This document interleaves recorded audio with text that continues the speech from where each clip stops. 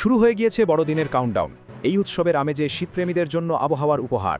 পারদপতন হল তিলোত্তমার। শনিবার কলকাতার সর্বনিম্ন তাপমাত্রা ছিল 16.2 ডিগ্রি। আজ ভোরে তা কমে হল 14.4 ডিগ্রি সেলসিয়াস, যা স্বাভাবিকের থেকে 0.7 ডিগ্রি কম।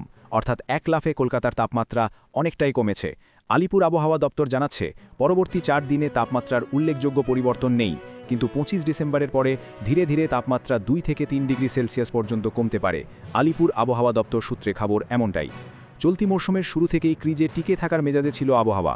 অল্প অল্প করে নামছিল তাপমাত্রার পারদ, কিন্তু বড়দিনের আগেই পশ্চিমী ঝঞ্ঝায় বেশ কিছুটা বেড়েছিল তাপমাত্রার পারদ। স্বাভাবিকভাবেই আশঙ্কা করা হচ্ছিল, চলতি বছরে কি আদৌ শীত সুখ পাওয়া যাবে। রবিবার ছুটির দিনে শীতের আরও এক রাউন্ড সন্তোষজনক ব্যাটিং দেখে স্বস্তিতে বহু মানুষ। উত্তর এবং দক্ষিণ দুই বঙ্গেই এই দিন আবহাওয়া থাকবে শুষ্ক। তাপমাত্রার উল্লেখযোগ্য পরিবর্তন আগামী 3 থেকে 4 দিনে নেই। ভোরের দিকে একাধিক জেলায় দেখা যাবে কুয়াশার দাপট।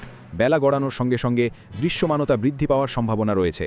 সোমবার দার্জিলিংয়ের সর্বনিম্ন তাপমাত্রা থাকতে পারে 6 ডিগ্রি, কালিম্পংয়ের 11 ডিগ্রি, শিলিগুড়ির 14 ডিগ্রি, কোচবিহারের 11 ডিগ্রি সেলসিয়াস।